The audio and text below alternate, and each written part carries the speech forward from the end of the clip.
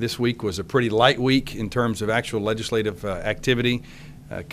Having all the children up here for spring break was a fun and enjoyable experience for most of us legislators. I know it's a great time for all of us to get to know one another a little bit better, get to understand each other's families a little bit better, and so we did enjoy that. We also had the privilege this week of honoring our veterans on the House floor. It was a special treat to honor Miss Mabel Ruth Stefanik, the 94-year-old World War II veteran who Representative Morissette honored with a citation on Wednesday. That was pretty neat, and so while we didn't necessarily get into any real meaty or weighty subject on the House floor, it wasn't a wasted week in the sense that we got to honor Ms. Stefanik, so that was neat.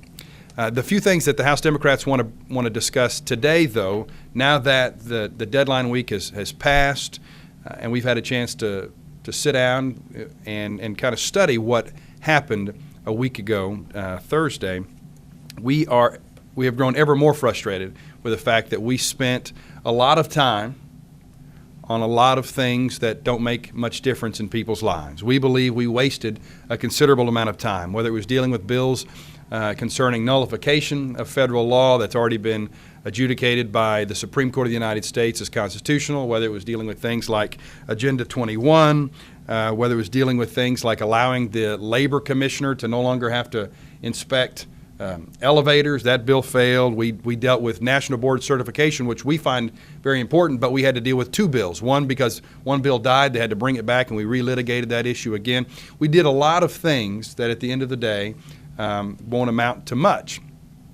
But in so doing, we left a lot of things on the vine. For example, there was legislation that we've already discussed before that deals with the banning of texting. House Bill 1503 didn't get heard. There was legislation that Representative Russolo, for example, from OK, Oklahoma, had that would have addressed strengthened penalties for those who drive while intoxicated.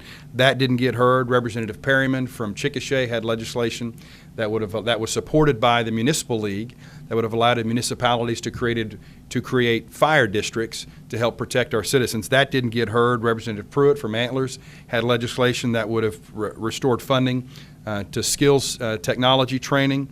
Representative Morissette had several pieces of legislation dealing with woody biomass and red cedars, which for those in rural Oklahoma know that is a major issue. And unfortunately, Representative Morissette's legislation, at least two of those pieces, didn't get heard. I had legislation that would hopefully help protect senior citizens and children in daycare centers and nursing homes by requiring carbon monoxide detectors to be placed in there. The AARP had supported it. Children's group supported it, but all of these bills, mind you, passed out of committee, but none of them got heard on the House floor. They said there's not enough time and there wasn't the will to get them done. Instead, we spent hours upon hours debating legislation that won't even get heard in the Senate, let alone ever become law. And we hope that going forward, as we now work through all the Senate legislation through committee and then start hearing that on the House floor, that Republican leadership in the House will take a serious look at what has happened and hopefully not repeat those mistakes going forward. The second thing that I wanted to discuss briefly, and it's sort of a follow-up to our press conference yesterday dealing with properly funding corrections and state troopers. I guess the House Democratic Caucus, we're simply confused by the governor's continued flip-flops. It wasn't but just a year or so ago the governor said that she was going to accept the $54 million to establish the healthcare exchange in Oklahoma, and then a few months later she says, no, I want to flip-flop on that, and I don't want to accept that money. Then last year the governor said, I support changes to the pardon and parole system because she realized, we thought, she agreed with us in the sense that we have got to get smarter in how we incarcerate folks and how we handle our prison system. It's just too expensive to continue to lock people up who would be better served through probation, sentencing, and other community service activities. So she said she supported the pardon and parole changes that were passed out of the House and Senate last year and put on the ballot. And then after some pressure mounted, she flip-flopped on that and said, no, we don't support those pardon and parole changes. And now, here we are, the governor said she supported. Not only did she say she supported, she demonstrated that support by signing into law the Justice Reinvestment Initiative, that bipartisan piece of legislation that would hopefully start getting smart on crime in Oklahoma. She supported it, signed it into law, and now here we are, not but a few months later, she flip-flops again and says, I don't support accepting the $400,000 to get this program off the ground. We hope that the governor will begin to show some consistency in tackling this significant problem. When we incarcerate folks at a higher rate than almost any other state in the country, especially women, and that cost our taxpayers over $20,000 a year, in a state that continues to struggle with budget shortfalls in a variety of core functions of government, we think to continue to just simply give lip service to reforming corrections is bad public policy for the state, and we hope she would change her position on that. And finally, the last issue that I want to address, this is more prospective because we actually haven't had a chance to hear the Senate's version of the workers' compensation reform package that passed out a few weeks ago out of the Senate, so we're waiting to see what that actually looks like when it comes to committee. But I can tell you this, our caucus, having analyzed what the Republicans and the governor, and I assume the governor, had input in that legislation, what they've actually put into Senate Bill 1062, we believe is merely a Trojan horse for rolling back significant workers' benefits. A year and a half ago, 2 years ago, we stood with the governor and supported the workers' compensation reform package that she said would be the solution to our workers' compensation problems in the state. We agree with the governor that workers' compensation premiums are too high. That's why we supported her efforts to overhaul the system. This year, however, they say under the guise of changing from a judicial system to an administrative system, that is the solution. I promise you, just making it an administrative system isn't where the savings are found in this piece of legislation. The savings are found in this legislation by putting injured workers at a disadvantage. About 98% of the savings in this piece of legislation are had at the expense of injured workers. Amputees would receive upwards to $20,000 less in benefits under this legislation than they currently get in the workers' compensation system. And so make no mistake about it, the savings are not had by changing from a judicial system to an administrative system. The savings that they're offering are being made up by punishing folks who, by no fault of their own, have been injured on the job. And that is reprehensible. And we'll do all we can to fight that measure if that comes out in that form, whether in committee or on the House floor. And with that, we'll be happy to answer any questions. Well, we hope it's dead on arrival in the House, but I don't know whether Representative Jordan, who I think has been tasked to head that initiative in the House, will move forward that legislation or not. When you look at it, not only does it cut benefits for injured workers, it also, I think, left folks like volunteer firefighters out in the cold. There was no coverage for them at all. It allows for an opt-out system, which failed on the House floor last year.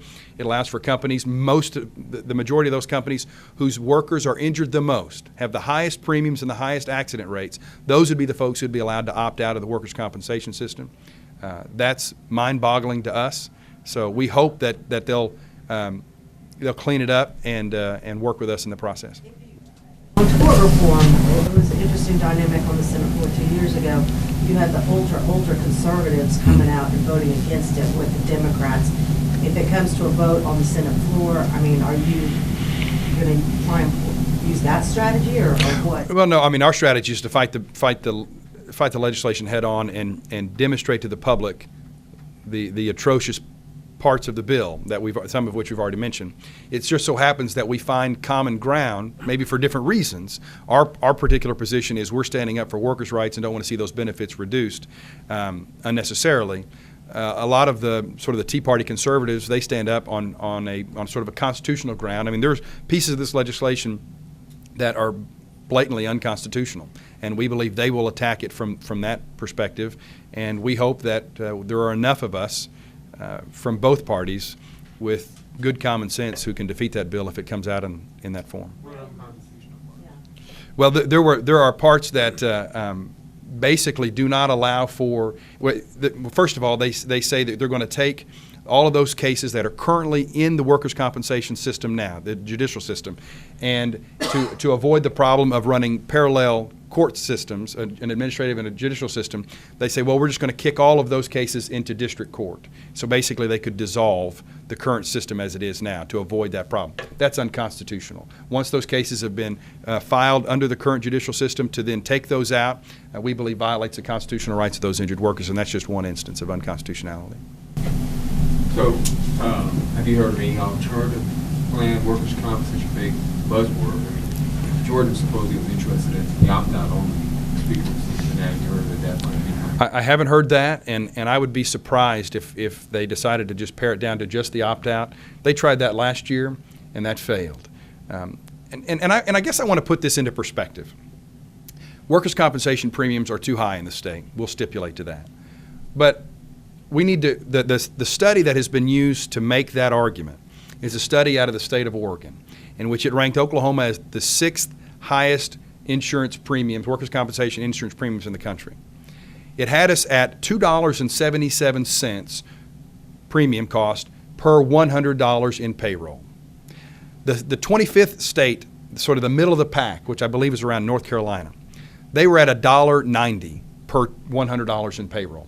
So the difference between 6th worst in the country and middle of the pack is about 87 cents on $100 of payroll. If you've got $1 million worth of payroll in the state, and that's a high end because most small businesses, I think the average business nationwide per site has about 15 to 17 employees. So if you've got $1 million payroll, the difference between being 6th in the country and being 25th in the country is $8,700 a year in premiums cost. That's it, $8,700 a year out of $1 million worth of payroll. So when we start to say, well, there's just major reforms that are necessary, understand that the difference between 1 and 50 could be $1 per $100, could be 1% essentially of insurance premiums. So we want to make sure we tackle the issue in an appropriate way.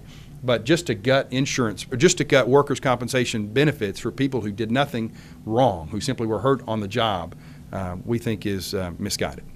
When the governor's called workers' comp, reform, that's been a big issue. Do you think that do you think 1062 is not the answer, that there will be something else for the intercession?